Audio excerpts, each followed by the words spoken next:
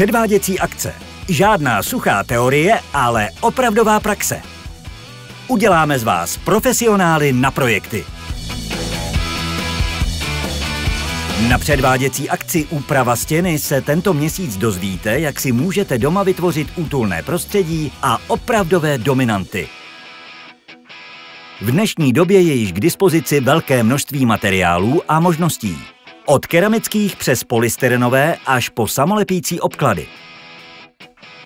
Jak se nanáší obklady na stěnu, to vám ukážeme na našem krátkém instruktážním videu.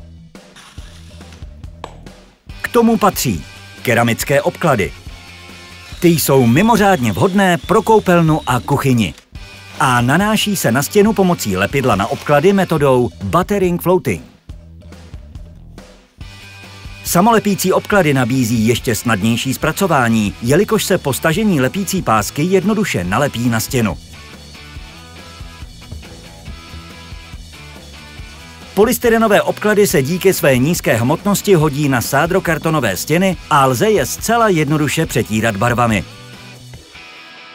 Vzbudili jsme vaši zvědavost a chcete si také vše sami jednou vyzkoušet? Podívejte se na naši předváděcí plochu, kde naleznete obklady z různých materiálů a jejich využití a možnosti kombinování s různými barvami. V případě dalších informací se poraďte s odbornými poradci v oddělení dlažeb a barev.